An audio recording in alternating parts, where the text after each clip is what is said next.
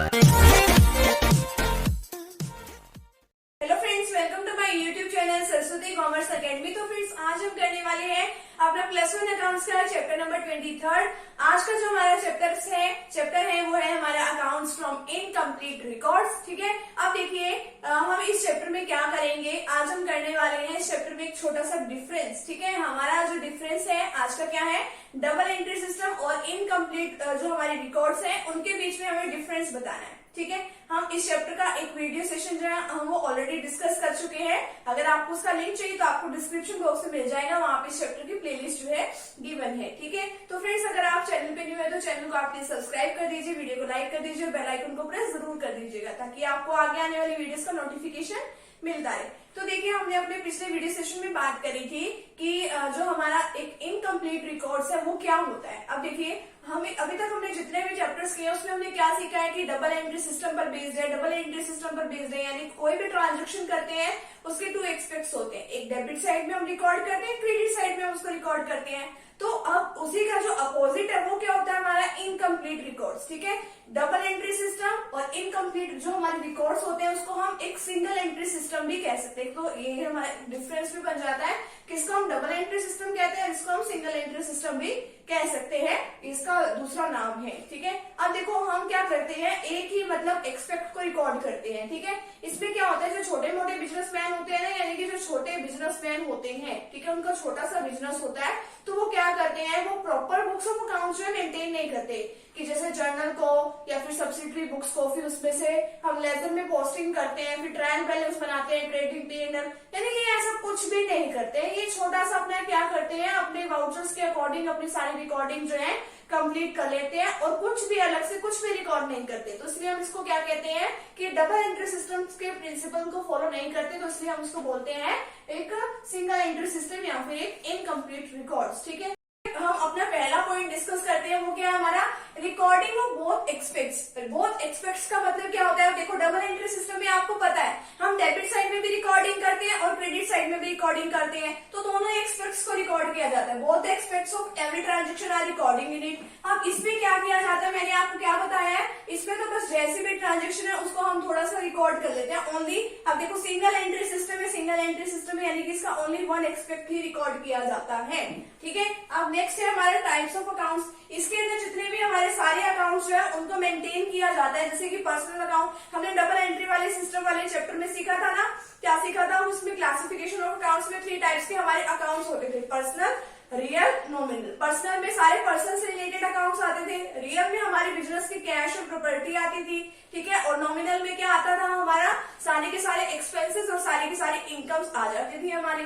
ठीक है, तो इसमें तो ये सब रिकॉर्ड होता है टाइप्स ऑफ अकाउंट्स में। तो ठीक है, अब इसमें क्या होता है, इसमें हमने अपने प्रीवियस वीडियो सेशन में भी डिस्कस किया था कि ओनली पर्सनल अकाउंट जो है हम उसी को मेंटेन करते हैं और कैश बुक को, पर्सनल अकाउंट को जो कि पर्सन से रिलेटेड होता है और कैश बुक, ठीक है, इन दोनों को मेंटेन करते हैं। कैश बुक भी आपको आती होगी, अगर नहीं आती है अभी तक भी तो आप प्लीज वीडियो के डिस्क्रिप्शन बॉक्स में जाइए, आपको वहां पे सभी चैप्टर्स के लिंक मिलेंगे। ठीक है, तो आप वहां से देख सकते हैं। नेक्स्ट है आपका ट्रायल बैलेंस। अब आपको पता है कि आप ट्रायल बैलेंस बनाते हो। ठीक है, ट्रायल बैलेंस में आप क्या करते हो, आपको क्या करना होता है, अर्थमेटिकल एक्यूरेसी चेक करनी होती है कि हमारी जो बुक्स ऑफ अकाउंट्स का जो टोटल है डेबिट साइड का क्रेडिट साइड का, कि दोनों का इक्वल आया कि नहीं।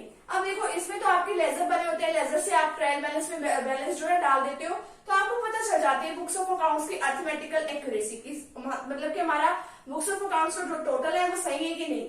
अब ये जो हमारा है इसके अंदर तो हमें कुछ भी नहीं पता चलता, यानी कि जब इसके अंदर हम देखो बना ही नहीं सकते कि हम ट्रायल बैलेंस बना ही नहीं सकते, क्योंकि इसके अंदर जो है हम कोई भी अकाउंट्स को प्रिपेयर नहीं करते।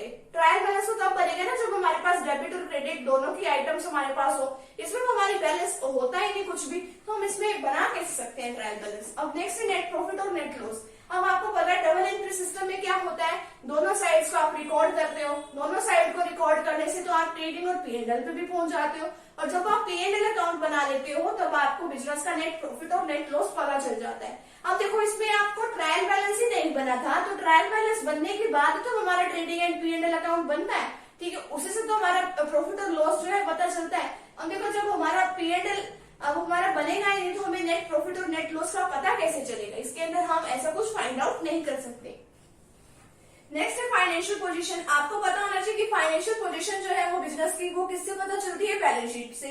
अब देखो डबल एंट्री सिस्टम में तो आपने सब कुछ रिकॉर्ड कर लिया, ठीक है, तो आपका तो बैलेंस शीट जो है इजीली प्रिपेयर हो जाएगी ट्रेडिंग और P&L की हेल्प से, ठीक है, तो आपकी ट्रू फाइनेंशियल पोजीशन जो है पता चल गई, ठीक है। अब इसमें तो जो है आपकी ट्रू फाइनेंशियल पोजीशन, अब आपने कुछ भी अभी तक रिकॉर्ड नहीं किया तो आपका जब आपका ट्रायल बैलेंस लेजर कुछ नहीं बना तो आपकी बैलेंस शीट भी नहीं बनेगी और ना ही आपके बिजनेस की सही से फाइनेंशियल पोजीशन पता चलेगी, ठीक है।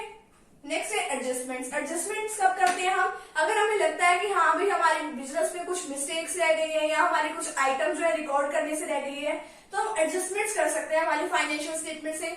वो हम अपने 22nd चैप्टर में भी हमने डिस्कस किया था, फाइनेंशियल स्टेटमेंट्स विद एडजस्टमेंट्स। कम से कम हमारी 22 हमारी एडजस्टमेंट्स हमारी बुक में गिवन थी, तो हमने सब कुछ वो सीख ली थी, ठीक है।